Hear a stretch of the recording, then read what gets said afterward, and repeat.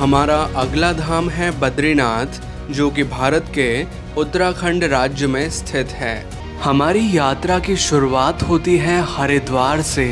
हरिद्वार आप किसी भी साधन से आसानी से पहुंच सकते हैं, क्योंकि हरिद्वार में रेलवेज़ और बस की काफ़ी अच्छी सुविधा है। और अगर आप चाहें तो हरिद्वार की जगह आप ऋषिकेश से भी अपनी यात्रा का शुभारंभ कर सकते हैं, क्योंकि ऋषिकेश में भी बस स्टैंड है और साथ ही रेलवेज़ की काफ़ी अच्छी सुविधा है। हरिद्वार का नियरेस्ट एयरपोर्ट है जॉली ग्रैंड एयरपोर्ट देहरादून, जो कि हरिद्वार से लगभग 40 किलोमीटर्स की दूरी पर स्थित है। लेकिन अगर आपको यहाँ के लिए डायरेक्ट फ़्लाइट नहीं मिल पाती है तो आप दिल्ली के लिए फ़्लाइट ले सकते हैं। दिल्ली एयरपोर्ट की कनेक्टिविटी बहुत अच्छी है। दिल्ली से हरिद्वार का डिस्टेंस है लगभग 225 किलोमीटर्स का। इस दूरी को आप बाय कार, बाय बस या बाय ट्रेन बहुत आसानी से पार कर सकते हैं। हरिद्वार से बद्रीनाथ धाम का डिस्टेंस लगभग 310 किलोमीटर्स का है, जिसे पार करने में हमें लगभग 10 से 12 घंटे का समय लगता है। यात्रा में आगे बढ़ते हुए अब हम एक पवित्र स्थान पर पहुंच चुके हैं, जिसका नाम है देवप्रयाग।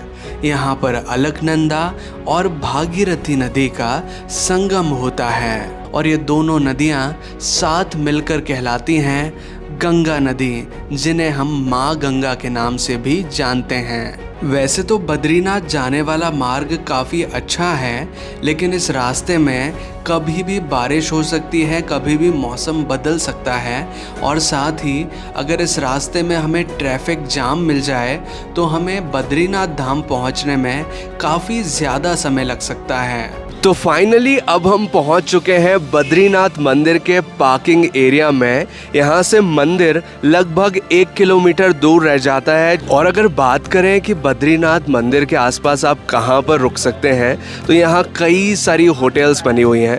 जैसे कि आप मेरे साथ देखेंगे तो यहाँ कई सारी लाइन से होटल्स हैं। जो पूरा मार्केट एरिया है बद्रीनाथ का, जो वॉकवे है मंदिर तक का, उस दौरान बीच बीच में आपको कई सारे होटल्स मिलेंगे। लेकिन प्राइसिंग की अगर मैं बात करूँ तो जितना आप मंदिर के क्लोज जाते जाएंगे, जितना मंदिर के निकट जाते जाएंगे, होटलों के जो प्राइस है वो ज़्यादा होते जाएंगे, बढ़ते जाएंगे।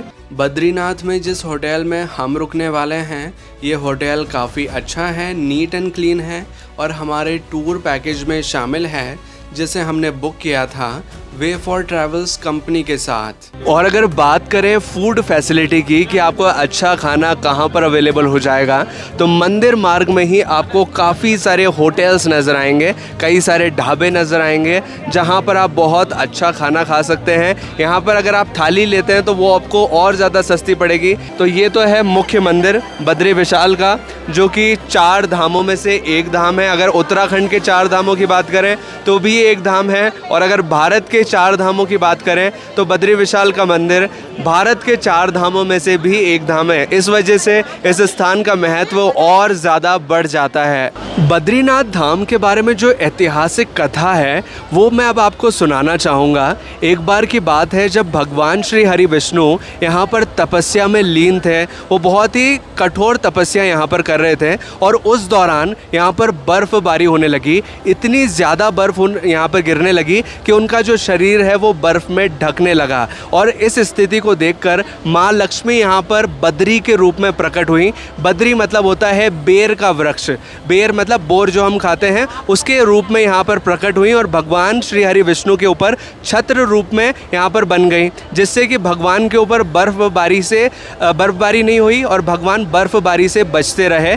और जब भगवान श्री हरि विष्णु की जब तपस्या खत्म हुई तो उन्होंने देखा कि माँ लक्ष्मी यहाँ पर बद्री रूप में उनकी रक्षा कर रही हैं। तो उन्होंने माँ को ये आशीर्वाद दिया कि उन्हें उनके नाम से पहले पुकारा जाएगा। इसी वजह से इन स्थान का नाम बद्री नारायण है, बद्री के नारायण। और बद्री का मतलब है माँ लक्ष्मी, जो कि यहाँ पर बेर के रूप में आई थी, और नारायण जो कि भगवान श्री हरि विष्णु हैं। तो उनका नाम बद्री पहले रखा जाता है और बाद में नारायण रखा जाता है, ऐसा उन्होंने वरदान दिया था। इसी वजह से बद्रीनाथ धाम बद्री नारायण के नाम से जाना जाता है। तो अब हम मंदिर के काफ़ी करीब आ चुके हैं और चल रहे हैं भगवान बद्री नारायण के दर्शन के लिए।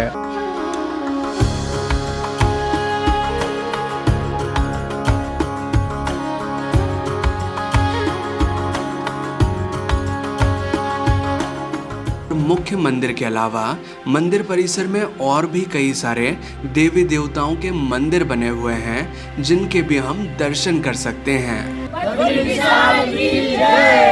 बद्रीनाथ भगवान के दर्शन करने के बाद अब मैं आपको बद्रीनाथ धाम का रात्रि का नज़ारा दिखाना चाहूँगा। रात्रि के समय बद्रीनाथ धाम बहुत ही खूबसूरत नज़र आता है और लाइट्स यहाँ पर बदलती रहती हैं जिसका नज़ारा देखते ही बनता है।